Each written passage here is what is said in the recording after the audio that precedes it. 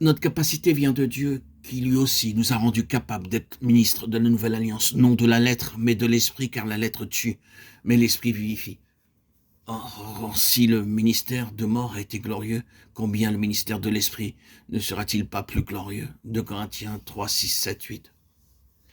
Dans aucune de ses épîtres, Paul n'expose plus clairement ce que doit être le ministère chrétien que dans sa seconde épître aux Corinthiens. Le désir de défendre l'apostolat contre ses détracteurs, l'assurance d'une force divine qui agit dans sa faiblesse, et l'ardent désir de communiquer à d'autres ce qu'il a reçu lui-même, tout cela le presse d'exposer aux Corinthiens. Comment un homme peut devenir le véritable ministre de Christ et de son esprit? Ici, nous est présentée la pensée centrale de l'apôtre, sa force et sa capacité, et toute la règle de sa conduite viennent de ce qu'il a été fait ministre de l'esprit.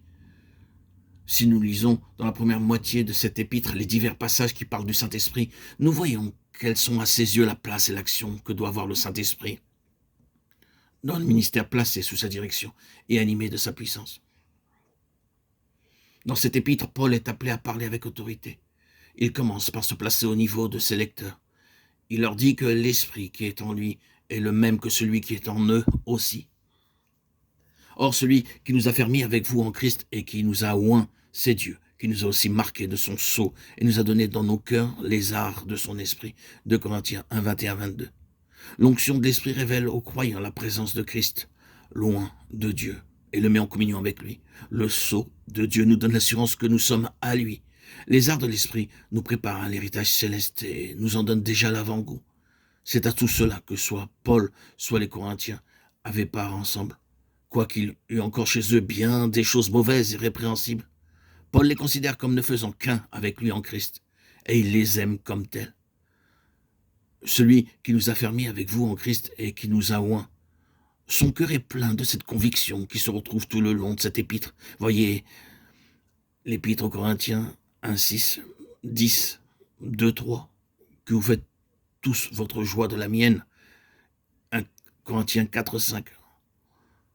Pour nous, nous sommes vos serviteurs. 4, 10, 12. La mort agit en nous et la vie en vous.